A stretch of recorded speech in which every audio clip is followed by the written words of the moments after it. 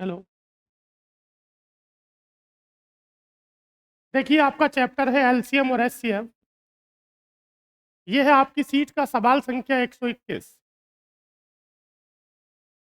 लिखा है कि दो संख्याओं का लघुत्तम समापवर्तीय यानी कि एलसीएम 120 है।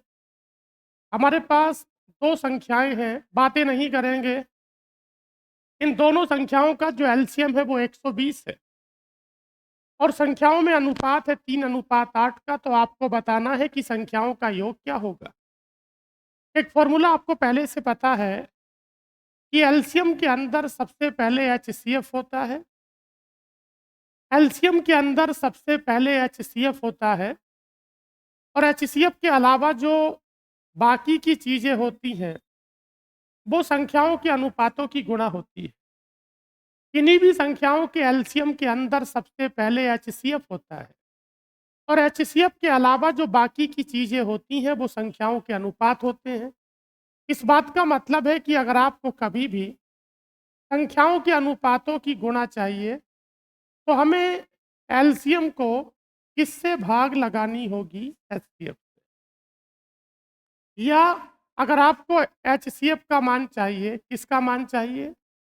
अगर आपको एचसीएफ का मान चाहिए, क्योंकि एलसीएम के अंदर सबसे पहले एचसीएफ होता है और एचसीएफ के अलावा जो बाकी चीज़ें होती हैं वो संख्याओं के अनुपातों की गुणा होती है। क्योंकि मेरे पास दोनों संख्याओं का अनुपात दिया है तो मुझे किसका पता करना होगा? एचसीएफ का। अगर मुझे एचसीएफ का पता करना है तो मुझे एलसीएम को दोनों संख्याओं के अनुपातों की गुणा से भाग लगानी होगी। आप मुझे बताइए कि एलसीएम दिया कितना है? 120। एलसीएम का मान आपके पास 120 है। आप बताओ दोनों संख्याओं का अनुपात है कितना? 3:8। इसका मतलब है कि पहले वाली संख्या का अनुपात 3 है, दूसरी का 8 है। तो बताइए 8 तिया कितना होगा? 24। जब 8 तिया 24 होगा तो 24 से 120 को काटते हैं तो 5 बार। इस बात का मतलब है कि जिन संख्याओं का अनुपात 3:8 है, जिन संख्याओं का एलसीएम 120 है, उनका जो एचसीएफ होगा वो कितना होगा? 5 होगा। हमारे पास दोनों संख्याओं का एचसीएफ 5 है तो पहले वाली जो संख्या होगी वो 5 तिया कितनी होगी? 15 और दूसरी वाली 5 अट्ठे 40। जब कभी भी संख्याओं का अनुपात उपलब्ध हो तो हम एचसीएफ निकालते हैं और एचसीएफ से प्रत्येक संख्या के अनुपात को गुणा करते हैं। हमें प्रत्येक संख्या मिल जाती है, अर्थात 5 तिया 15 और 5 अट्ठे 40। क्या दोनों संख्याओं का जोड़ पूछा है तो कितना हो जाता है? 55।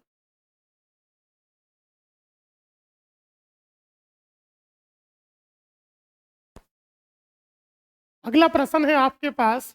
दो संख्याओं का अनुपात 3:5 है, उनका लघुत्तम समापवर्तीय 240 है। एक बात मैं और आपको बता दूं, अभी जो सवाल हमने किया या हम करने वाले हैं, ये सवाल दो संख्याओं के अनुपातों से संबंधित है। ये सवाल दो संख्याओं का है। मैं क्या करूंगा? मैं संख्याओं का एचसीएफ निकालूंगा। जब कभी भी एचसीएफ निकालना होता है तो एलसीएम को संख्याओं के अनुपातों से भाग लगाते हैं। अच्छा बताओ, संख्याओं का एलसीएम है कितना? जो काम पिछले सवाल में किया था वही इसमें करेंगे। हमारे पास संख्याओं का जो एलसीएम है, हमारे पास संख्याओं का जो एलसीएम है वो 240 है। संख्याओं का लीस्ट कॉमन मल्टीपल लघुत्तम समापवर्तीय 240। अगर मैं इसे भाग लगा दूं संख्याओं के अनुपात से तो बताओ 5 तिया 15। ये 15 से कितनी बार कटेगा? 16 बार। ठीक हो गया। संख्याओं के एलसीएम के अंदर एक तो एचसीएफ होता है और एक संख्याओं के अनुपातों की गुणा होती है। अगर मैं अनुपातों की गुणा से भाग लगाऊंगा तो मुझे एचसीएफ मिलेगा। क्या मिलेगा? और मेरा जो एचसीएफ है वो कितना हो गया? 16। मेरे पास जो संख्याओं का अनुपात है वो 3:5 है। तो बताओ पहली संख्या 16 तिया 48 और दूसरी जो संख्या मेरे पास होगी वो 16 पंजे कितना होगी? 80। 16 तिया 48 और 16 पंजे 80। कौन सा विकल्प होगा? सी वाला। आप चाहें तो इस सवाल को ऑप्शन से भी कर सकते, लेकिन उतना अच्छा नहीं होगा। क्योंकि मुझे दोनों का फिर बारी-बारी से एलसीएम निकालना होगा। सपोज़ दैट अगर एचसीएफ दिया होता तो ऑप्शन से कर सकते थे। अगला प्रश्न, अच्छा ये सवाल कितनी संख्याओं का है? ये सवाल 3 संख्याओं का है और ये अच्छी बात है। 3 संख्याएँ हमारे पास, पहली का अनुपात 1, दूसरी वाली का 3 और तीसरी वाली का 7। एलसीएम के अंदर सबसे पहले एचसीएफ होता है। उसके बाद संख्याओं के अनुपातों की गुणा होती है। तब मेरा सवाल इस बार 2 संख्याओं का है कि 3 का है? मैंने जब ये चीज़ें आपको पढ़ाई थी शुरू में तो बताया था, जब ऐसा कोई सवाल 3 संख्याओं का हो जाता है तो कई बार गलती होने के चांस हो जाते हैं।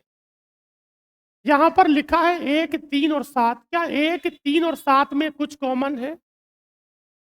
क्या 1, 3 और 7 परफेक्ट को-प्राइम नंबर हैं?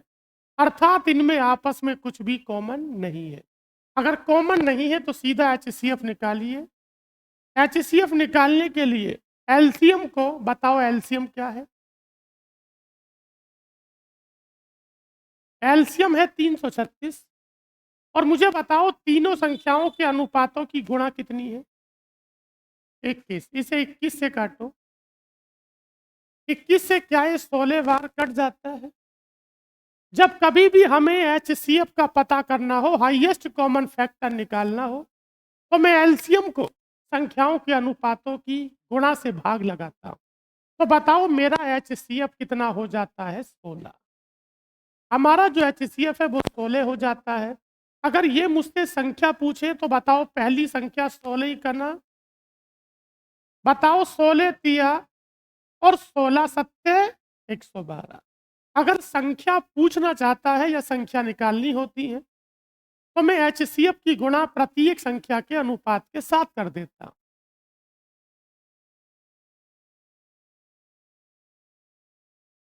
कॉमन होता तो आपका सवाल बढ़िया है। सपोज दैट आप ये कहना चाह रहे हैं 1, 2 और 4 है? बोलिए।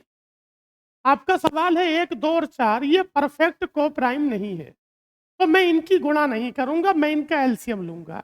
1, 2 और 4 का एलसीएम जो होगा वो 4। आप नहीं होगा ना, क्योंकि यहाँ भी तो मैं एलसीएम ही ले रहा हूँ। गौर से देखिएगा, यहाँ भी मैं एलसीएम ही ले रहा हूँ अनुपातों का, क्योंकि ये तीनों आपस में कुछ भी कॉमन नहीं रखते और जो संख्या आपस में कुछ भी कॉमन नहीं रखती उनका एलसीएम गुणा में आता है। आंतरिक तौर से मैं यहाँ पर भी एलसीएम ही ले रहा हूँ। मुझे बताइए 1, 3 और 7 का एलसीएम 21 और 1, 3 और 7 की गुणा। जब यूट्यूब पे चलते हैं यूट्यूब की तरफ तो वो ये सवाल होता है, लेकिन जब ऑफलाइन में पढ़ते हैं तो सवाल ये होता है। और बालक क्या करता है, 4 दूनी 8 से भाग लगा देता है। मामला खराब हो गया। 4 दूनी 8 से नहीं लगानी, हमें 4 से लगानी है, क्योंकि इनका प्रॉपर एलसीएम 8 नहीं होगा। कितना होगा? 4। ये सवाल है। वो बात यहाँ पूरी हो रही है आपकी। बताओ ये सवाल कितनी संख्याओं का है? 4 धनात्मक संख्याओं का अनुपात 5, 8, 12, 18 है। उनका लघुत्तम समापवर्तीय हमारे पास इतना है। अच्छा, जब मुझे कभी भी एचसीएफ निकालना हो, क्या निकालना हो? जब मुझे कभी भी एचसीएफ निकालना हो तो मैं एलसीएम को, मेरा एलसीएम कितना है? 2880। क्या मैं सभी अनुपातों की गुणा से भाग लगाऊंगा या सभी अनुपातों के एलसीएम से भाग लगाऊंगा? क्या आपको बात समझ में आ गई? जब सवाल 2 संख्याओं का होता है तो वो 2 तो को प्राइम होंगी ही होंगी। आप कोई सी भी 2 संख्या लिख दो, वो हमेशा को प्राइम होंगी। लेकिन 3 संख्या परफेक्ट को प्राइम होंगी या नहीं, ये जरूरी नहीं है। अच्छा बताओ, क्या ये परफेक्ट को प्राइम नंबर है क्या? मैं आपसे सवाल कर रहा हूं, क्या 4 संख्याएं लिखी हैं ये को प्राइम तो हैं, क्योंकि इनमें आपस में सभी में कुछ भी कॉमन, लेकिन ये परफेक्ट को प्राइम नंबर नहीं है, तो कहीं ना कहीं 2-2 संख्याओं में कुछ ना कुछ कॉमन है। तो मैं इनका एलसीएम लूंगा। बात समझ में आ गई? बताओ 5, 8, 12, 18 का एलसीएम कितना बता रहे हैं? एलसीएम जो हो जाता है वो 360। तो मैं जो भाग लगाता हूँ इस प्रॉपर जो एलसीएम है 2880, उसमें जो भाग लगाता हूँ अनुपातों की गुणा से लगाता हूँ या उनके एलसीएम से लगाता हूँ? उनके एलसीएम से लगाता हूँ। तो बताओ इनका एलसीएम 360, इसे 360 से काट दो। 13 या 8 बार? कितनी बार कट गया? 8 बार। क्या पूछा भी है बताओ? सबसे बड़ी और सबसे सबसे छोटी संख्या वो होगी जिसका अनुपात सबसे छोटा हो। बताओ सबसे छोटा अनुपात 5 है कि 8 है? 5 है। और अनुपातों की गुणा जब एचसीएफ के साथ करते हैं तो संख्या प्राप्त होती है। आप मुझे बताइए सबसे छोटी संख्या का अनुपात 5 है। बताओ 5 अट्ठे, और बताओ सबसे बड़ा अनुपात कितना है? 18।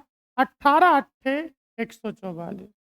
इन दोनों का अंतर कर दो, 104।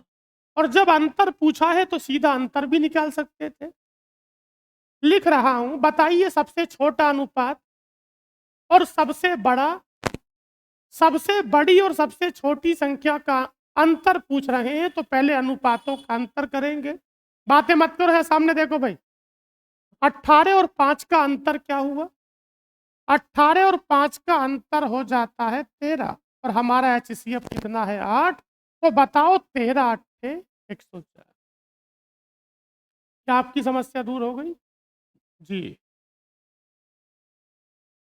अगला सवाल देखिए, दो संख्याओं का अनुपात 2:3 है। उनके लघुत्तम समापवर्तीय और महत्तम समापवर्तक का गुणनफल 9600 है। संख्याओं का योग पूछ रहे हैं। आपको पता होना चाहिए हमारे पास दो संख्या हैं और इन दोनों संख्याओं का अनुपात 2:3 है। सवाल को करने की प्राथमिकता इस बात को बताती है कि अगर हमारे पास कभी भी संख्याओं का अनुपात है तो उनका एचसीएफ मेरे पास होना चाहिए। मुझे संख्याओं का एचसीएफ नहीं पता, मैंने संख्याओं के एचसीएफ को पी मान लिया। क्या मान लिया? क्या मेरे पास संख्याओं का अनुपात है? मेरे पास संख्याओं का एचसीएफ भी है। इसका मतलब पहली संख्या होगी 2p, कितनी होगी? और दूसरी वाली संख्या 3p। यहां तक सभी लोग संतुष्ट हैं? अभी क्या दिया और क्या पूछा उसे छोड़िए, आप मुझे बताओ क्या दोनों का अनुपात 2:3 है? दो संख्याओं का अनुपात 2:3 है और इन दोनों का एचसीएफ नहीं पता, मैंने पी मान लिया। मैं अनुपातों की गुणा एचसीएफ के साथ करता हूं तो मुझे संख्या प्राप्त होती है, एक संख्या 2p और एक संख्या 3p। एक फॉर्मूला आपको पता है कि पहली संख्या गुणा दूसरी, पहली संख्या गुणा दूसरी बराबर में से गुणा ले से। पहली संख्या गुणा दूसरी बराबर एचसीएफ इंटू एलसीएम होता है। आप मुझे बताइए पहली संख्या कितनी है? 2p और दूसरी संख्या कितनी है? 3p। क्या दोनों की गुणा हो गई? और पहली संख्या गुणा दूसरी बराबर में से गुणा ले से। बताओ दोनों की गुणा कितनी दी है? ये 9600 दी है। 3 दूनी 6, बताओ 6 से कितनी बार? ये 1600 बार कट गया तो बताओ पी स्क्वायर का मान कितना हुआ? 1600। जब पी स्क्वायर का मान 1600 होगा तो बताओ इसका रूट कितना होगा? 40। अच्छा, मैंने पी माना किसे था? एचसीएफ को माना था। क्या मुझसे दोनों संख्याओं का योग पूछ रहे हैं? बताओ एक संख्या कितने पी है? 2p और एक कितने पी? तो बताओ दोनों संख्याओं का योग होगा 5p। कितने पी? और p का मान कितना है? 40। तो बताओ 40 का गुणा 5 से करेंगे तो 200।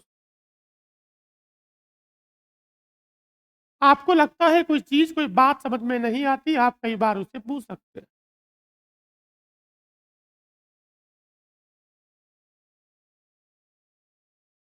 अगला प्रश्न देखिए, दो धनात्मक संख्याओं का अनुपात 7:9 है। मैं, ये सवाल पिछले सवाल की तरह है, मैं 2 स्टेप कम कर रहा हूं।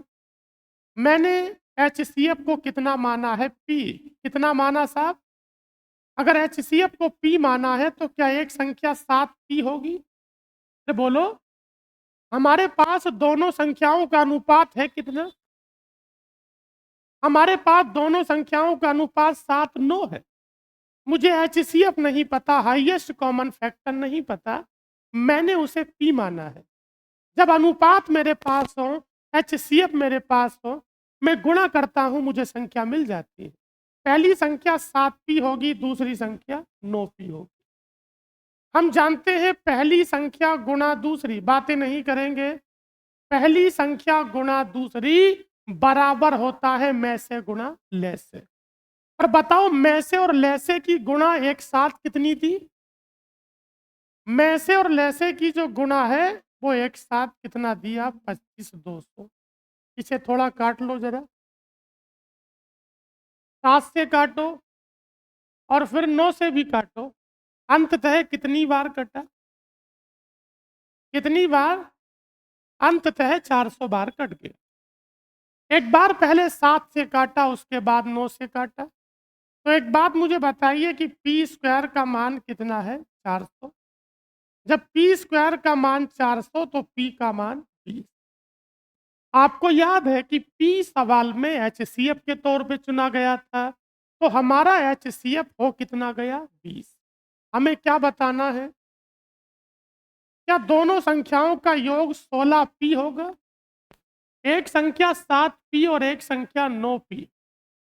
इन दोनों संख्याओं का योग 16P हो जाता है और हमारे पास P का मान कितना है? 20। तो 16 दूनी 32। आपके सवाल का उत्तर 300P हो जाता, 320 हो जाता। गणित का नया चैप्टर 2 या 3 दिन के बाद शुरू होने वाला है और वो नया चैप्टर भी है, नया बैच भी है। तो जो लोग आज पहली बार आए हैं या अभी 2-4 दिन से आ रहे हैं, वो ज़्यादा परेशान ना हो।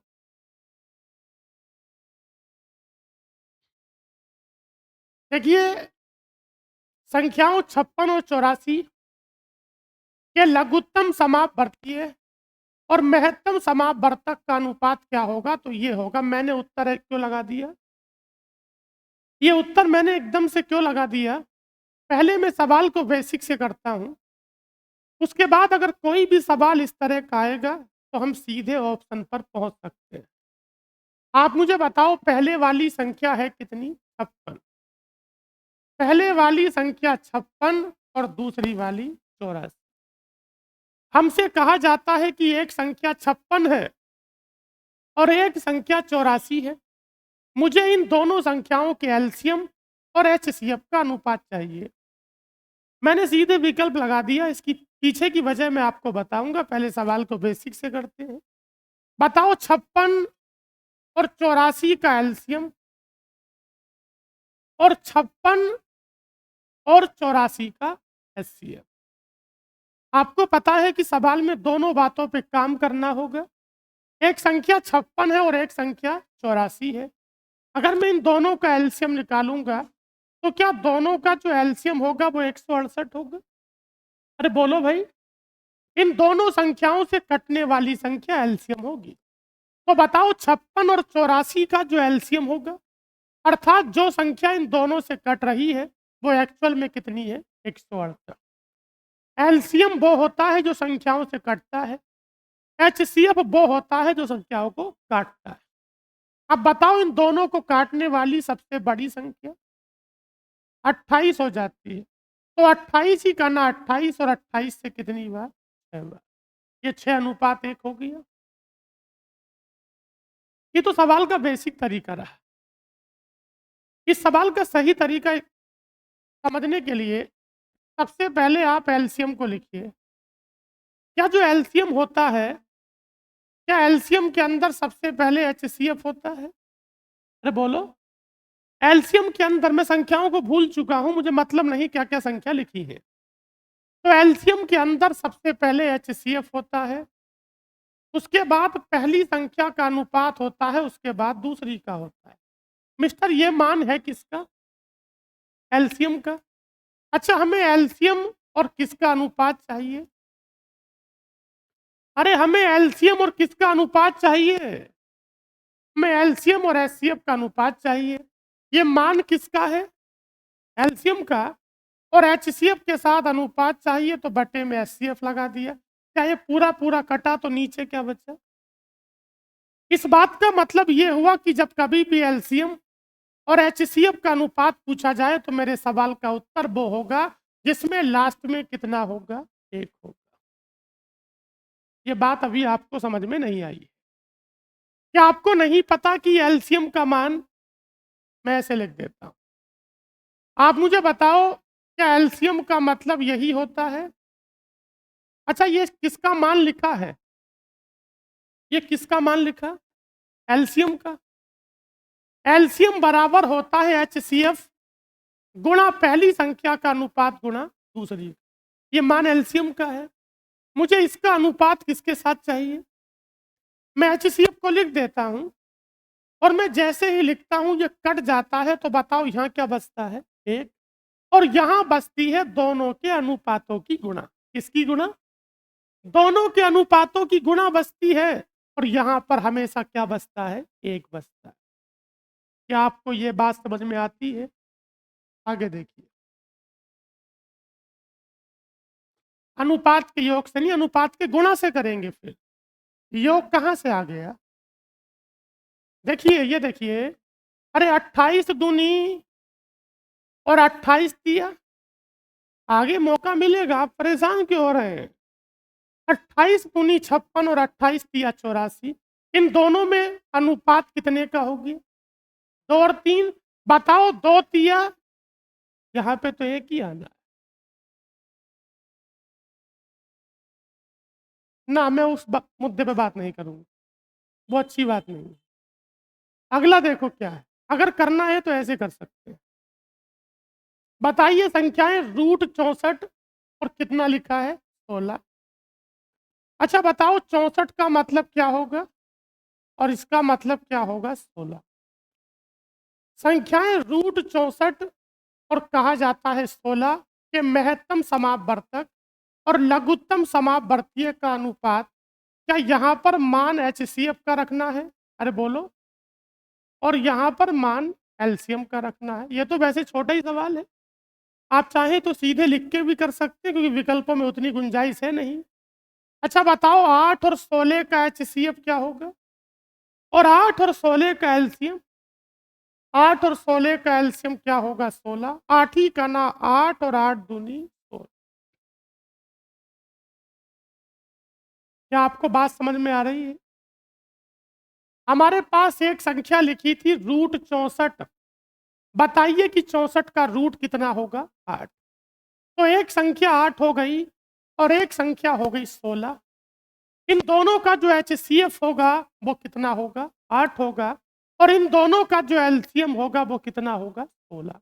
अनुपात पूछा है, निकाल दिया। अच्छा बताओ 8 ही का ना 8 और 8 दूनी 16। हम जानते हैं कि एचसीएफ की तरफ तो एक ही होना है, पीछे बताया था।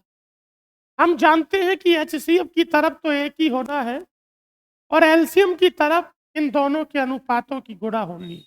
अब भी उत्तर आपका यही वाला है। कोई दिक्कत? अगला सवाल।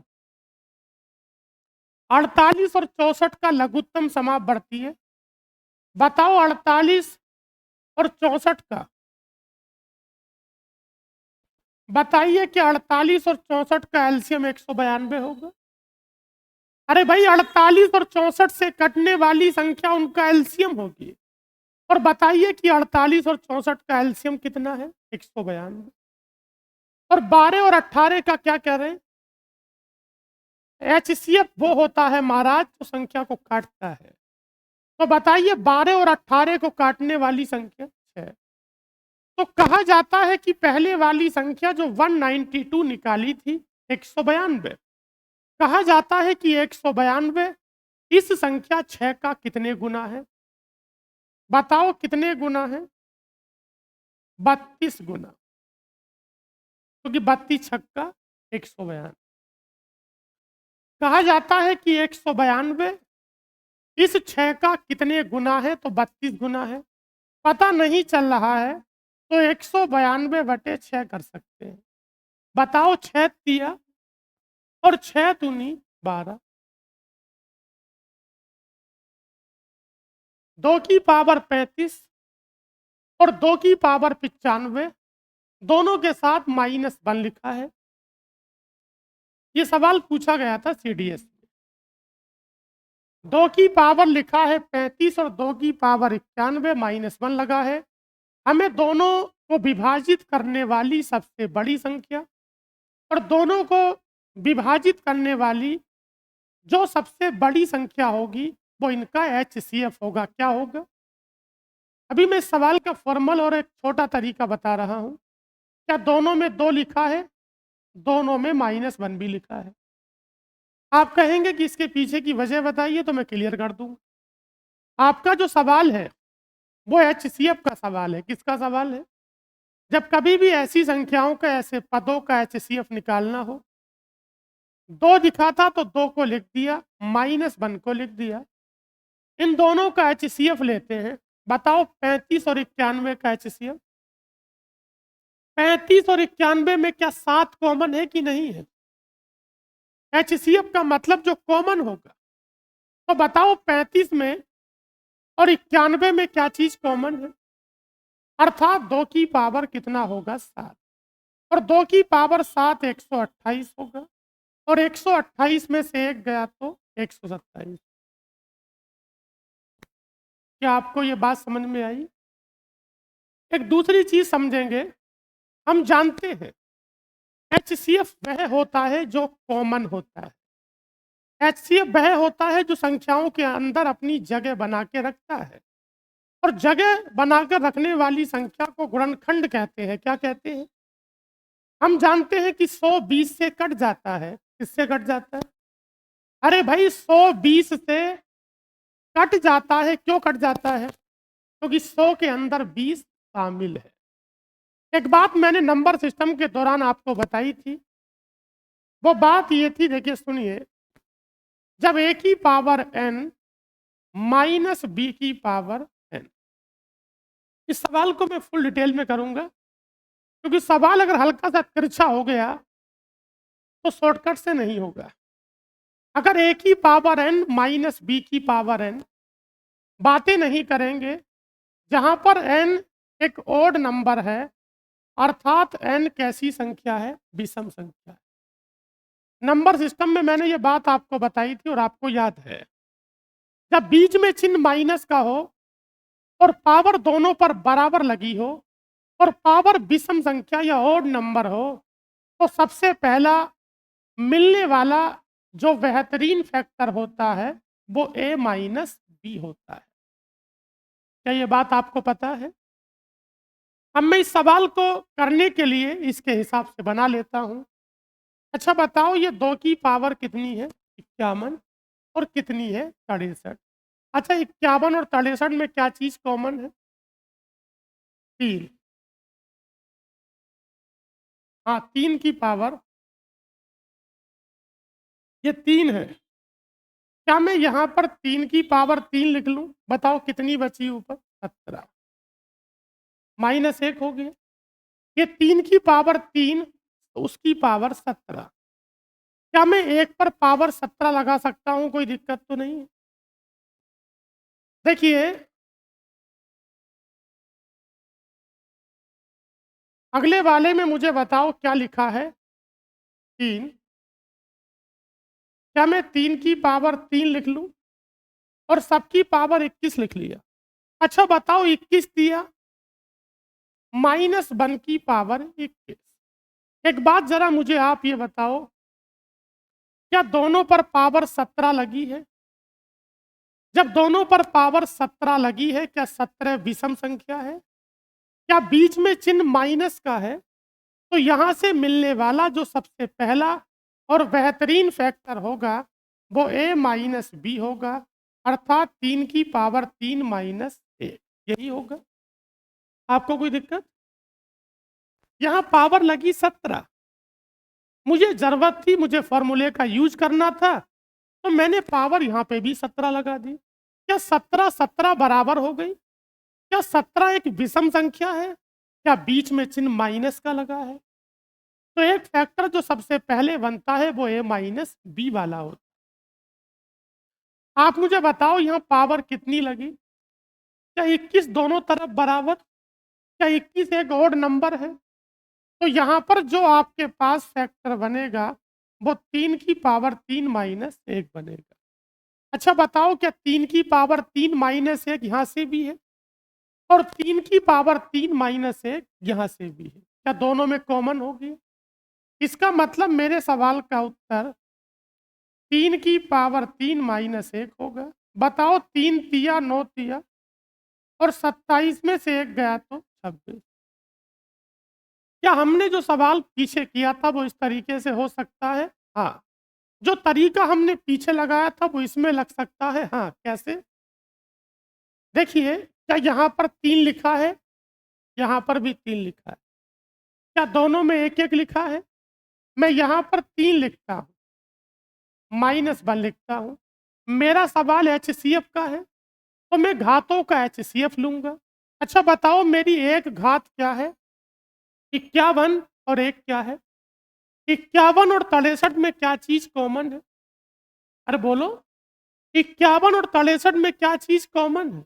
यहाँ पर 3 लगा दिया। तो अगर सवाल बिल्कुल सीधा है तो आप ऐसे करिए। सवाल अगर थोड़ा-सा टेढ़ा है तो फिर आपको बेसिक से करना होगा। और हम ऐसा क्यों करते हैं इसकी वजह मैंने आपको बता दी है।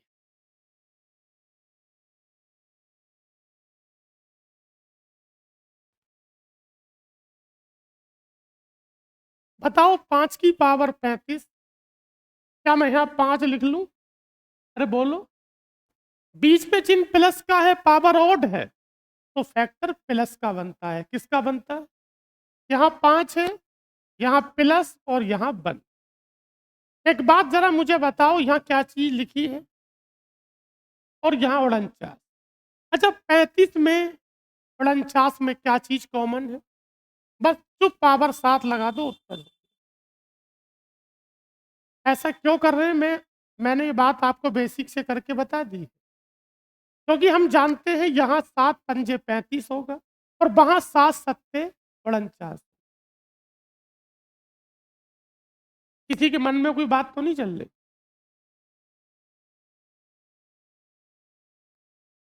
ऑप्शन ना है, ये 7 ऊपर जाएगा।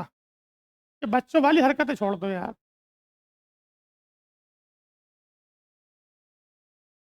ये 57 नहीं, 7 ऊपर जाएगा। ये 3 की पावर 29 है, -9 है। सवाल थोड़ा सा अलग हो गया। पहले सवाल को उस तरह से बना लूं जैसे इसे होना चाहिए। अच्छा बताओ, ये 3 की पावर 29 माइनस, अच्छा 9 का मतलब क्या है?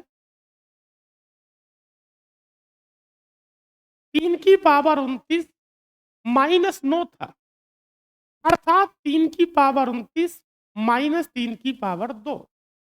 क्या मैं दोनों में से 3 की पावर 2 कॉमन ले लूं? अगर मैं 3 की पावर 2 कॉमन लेता हूं तो 3 की पावर 27 और माइनस क्या होगा? 1। ठीक हो गया। अच्छा आगे बताओ, लिखा था 3 की पावर 38 माइनस क्या लिखा है? 9 का मतलब होगा कितना? 3 की पावर 2। अच्छा दोनों में क्या चीज़ कॉमन है? दोनों में 3 की पावर 2 कॉमन है। तो बताओ इस पर 3 की पावर कितनी बची? और -1। अभी मैं कोष्ठक के अंदर नहीं जाऊँगा, पहले मैं कोष्ठक से बाहर की बात करता हूँ। एक बात मुझे बताओ, क्या कोष्ठक के बाहर इसमें भी 3 की पावर 2 लिखा और इसमें भी 3 की पावर 2 लिखा? एचसीएफ वह होता है जो कॉमन होता है। अगर मैं कोष्ठक के अंदर नहीं झाँकता हूँ, तो कोष्ठक से बाहर मुझे दोनों ही जगह 3 की पावर 2 दिखाई देता है। अरे देता है। अब मैं कोष्ठक के अंदर जाता हूँ। अगर मैं 3 की पावर 2 को हटा दूँ, क्या सवाल पीछे वालों की तरह हो गया?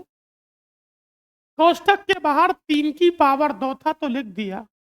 अब कोष्ठक के अंदर का प्रोसेस पिछले 2-3 सवालों की तरह है। बताओ ये 3 की पावर 27 माइनस है, और ये 3 की पावर 36 माइनस है। क्या आपको कहीं 3 दिखता है? आपको -1 दिखता है। अच्छा बताओ 27 और 36 में क्या कॉमन है? यहाँ पर पावर 9 लगा देंगे, अंदर गुणा कर देंगे। जब आधार समान होते हैं तो गुणा में घाते। ये पावर कितनी और ये कितनी? अंदर गुणा कर देंगे। जब अंदर गुणा कर देंगे तो 3 की पावर 11। मैं आगे चलता हूं कि 3 की पावर 2 का मतलब 9 और 9 ही का ना 9। तो बताओ उत्तर कौन सा होगा? बी वाला।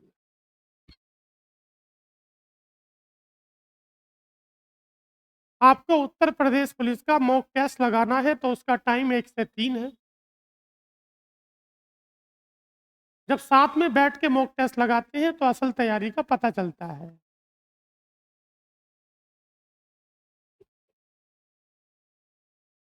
क्या इसमें कोई बात फिर से बतानी है? बताइए।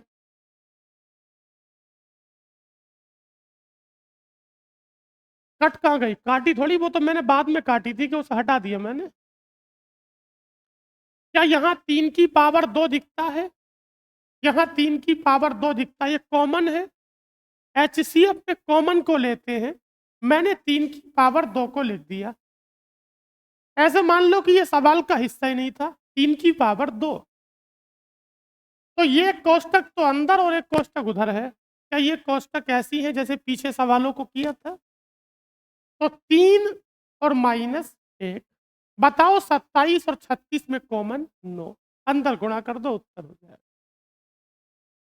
अगला सवाल है आपका भिन्नों के लैसे पर आधारित प्रश्न।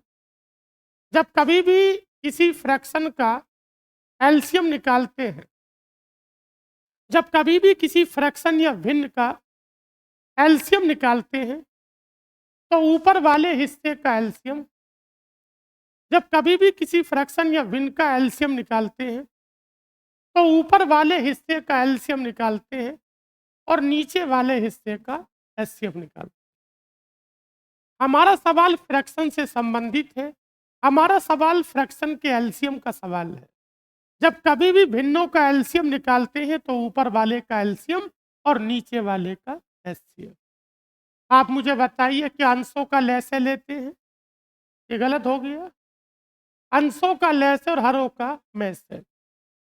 फ्रैक्शन का ऊपर का हिस्सा न्यूमरेटर कहलाता है, उसका हमें एलसीएम लेना है। निचला हिस्सा डिनोमिनेटर कहलाता है, उसका हमें एचसीएफ लेना है। क्या लेना है? इसके पीछे की वजह किसी को जाननी हो तो वही बता दूंगा। बताओ 3/8। बातें नहीं करेंगे, मुझे सवाल का एलसीएम बताना है। मुझे सवाल का एलसीएम बताना है। जब एलसीएम निकालते हैं तो ऊपर वाले का एलसीएम और नीचे वाले का एचसीएफ। बताओ 3 का, 5 का और 7 का एलसीएम। अरे महाराज, इन तीनों से कटने वाली संख्या एलसीएम होगी। बताइए 5 तिया 15 सत्ते 105। इनका एलसीएम चाहिए। एलसीएम वो होगा जो इनसे कटता है, एचसीएफ वो होगा जो इन्हें काटेगा। 8, 16 और 2 का एचसीएफ 2। 105/2 कितना हो गया? 52 सही, 1/2।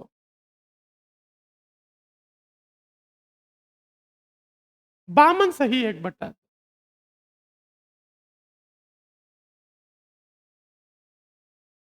ठीक हो गया। ऊपर वाले हिस्से का एलसीएम और नीचे वाले हिस्से का एचसीएफ निकालते हैं। क्यों करते हैं ऐसा?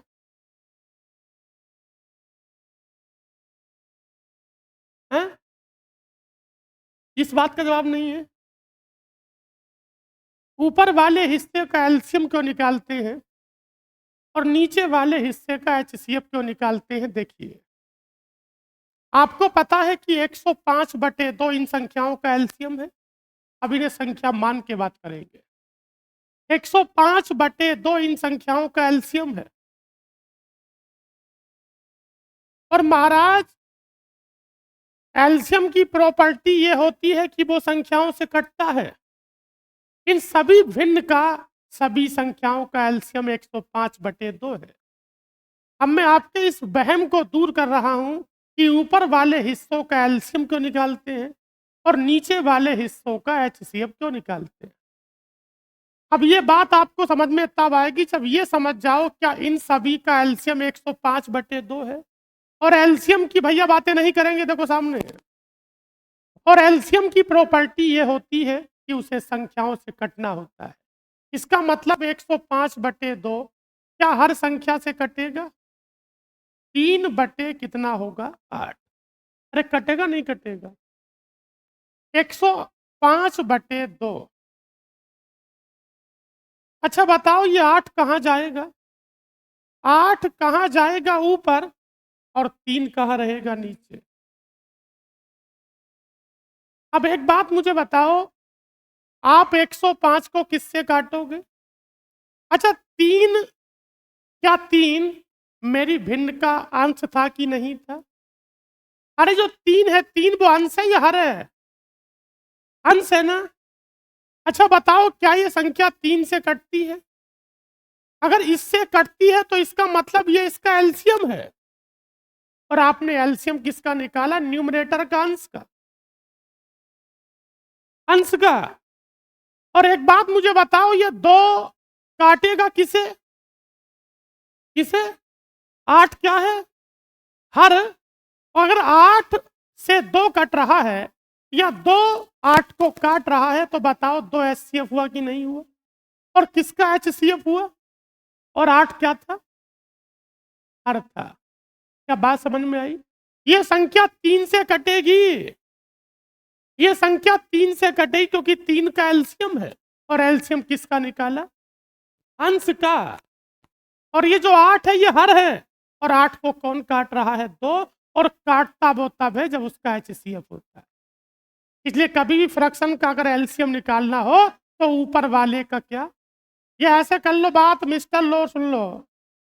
8/3 16/5 ऐसी होगा? अरे बोलो।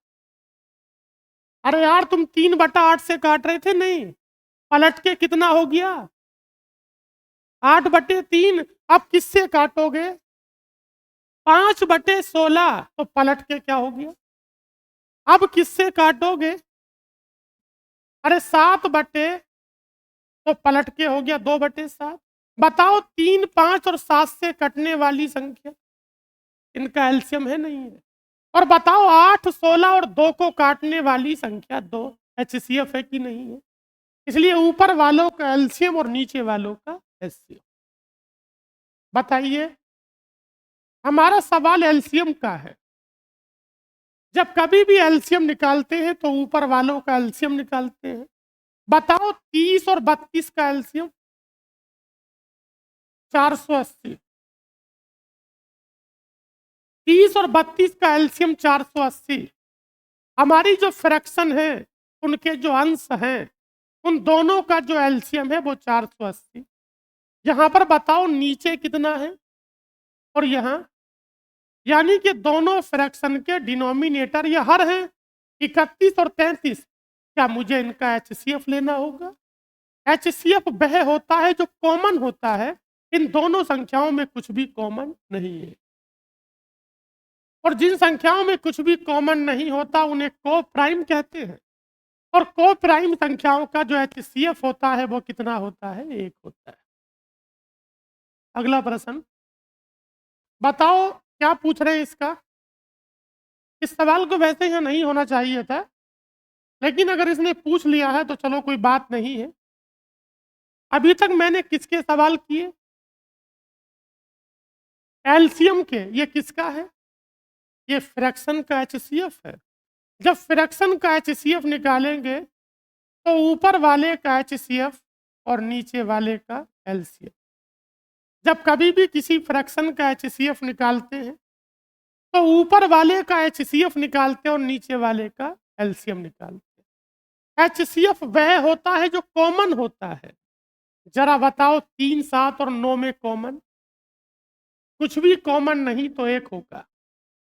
एचसीएफ निकालना है तो एचसीएफ को ऊपर निकालिए और उसका जो कॉम्प्लीमेंट पोर्शन है यानी कि एलसीएम उसे नीचे निकालिए।